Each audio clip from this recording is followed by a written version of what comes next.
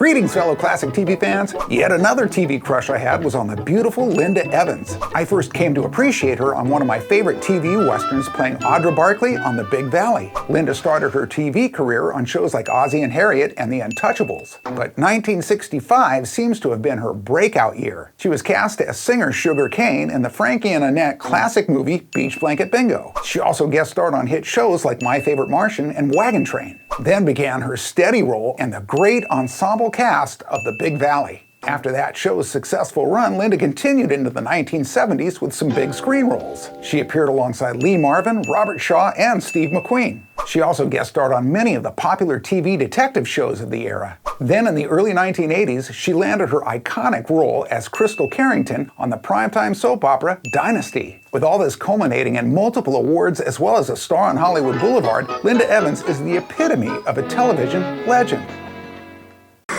Greetings, fellow classic TV fans. The late great James Garner played a classic TV character known as the gunslinging gambler Brett Maverick. And if you recall, the Mavericks were a sizable family. There was Bart Maverick, played by Jack Kelly, and Brent Maverick, played by Robert Colbert. And Roger Moore played cousin Bo Maverick. This show had an impressive list of classic TV guest stars. And just to name a few, there was Buddy Ebsen, Alan Hale Jr., Mike Connors, Don Wells, and Adam West. The legendary Robert Redford also appeared in an episode called The Iron Hand. In an interesting twist, the show's creator Roy Huggins claimed there was an episode called Shady Deal at Sunny Acres. He claimed that episode was directly restaged in the first half of a Best Picture Academy Award-winning movie. And it happened to be one that starred Robert Redford and his partner in crime, Paul Newman. It was called The Sting. So clearly the influence of Maverick was a pretty safe bet. Greetings, fellow classic TV fans. Carl Reiner helped forge the genre known as the TV sitcom, and his creation, The Dick Van Dyke Show, became the gold standard. When asked what he felt was one of his funniest episodes, it was titled It May Look Like a Walnut. As a matter of fact, it's ranked number 15 out of TV Guide's 100 greatest episodes of all time. In the style of The Twilight Zone, Rob and Laura are watching a scary sci-fi film before bed. She's terrified, and Rob mischievously rubs it in. Hello there. He then dreams that evil walnuts have been brought to Earth by an alien played by Danny Thomas to steal everybody's identity and their thumbs. Thinking he's being pranked and then just dreaming, he can't wake up. It culminates with him opening a closet door and out pours thousands of... And then, as if normal, Laura comes pouring out too. Reiner said the audience laughed for what seemed like forever. And this was just one example of the comedic genius of Carl Reiner.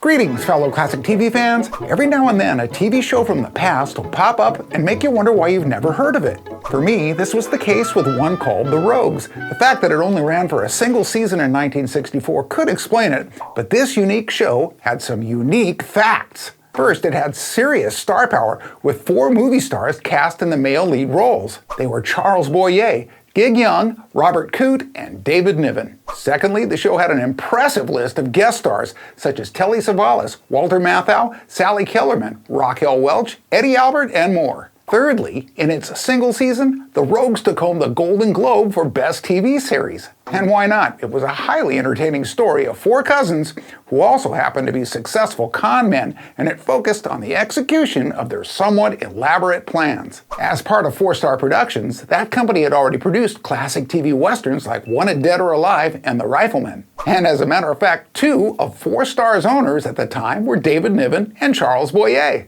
With the theme song being composed by Nelson Riddle and the short addition of future TV icon Larry Hagman at the end of its run, The Rogues indeed made its mark, and it appears they've marked me into becoming a fan.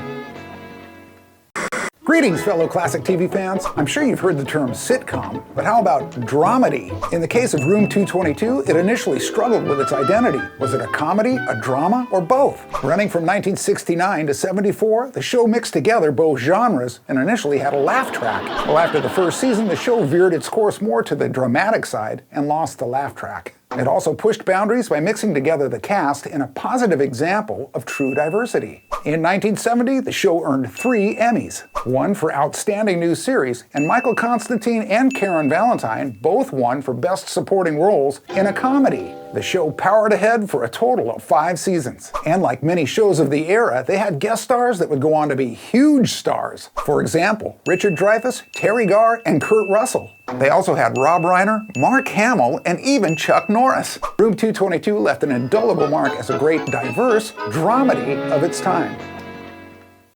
Greetings, fellow classic TV fans! 50 years ago today, Neil Armstrong and Buzz Aldrin assembled one of the largest TV viewing audiences of the 20th century. The first moon landing viewership is estimated at approximately 600 million people. 6 years earlier, CBS's Walter Cronkite had mourned with the nation during his coverage of JFK's assassination. But this 31-hour TV special gave him the opportunity to enjoy the exact opposite experience. This time, Cronkite got choked up by sheer pride and joy. The program manager of the Apollo TV lunar camera was Stan LeBar, who actually designed the Westinghouse camera used to shoot the astronauts' activities on the moon's surface. Amazingly, Stan claimed in a Popular Science article that the NASA official who was put in charge of the program's television productions had concluded, in a largely attended meeting, that there was no good reason to bring TV cameras to the moon. Fortunately for all of us, this caused an immediate uproar as he was strongly rebuked by many other NASA officials who claimed they owed it to the people to be able to witness this historical event.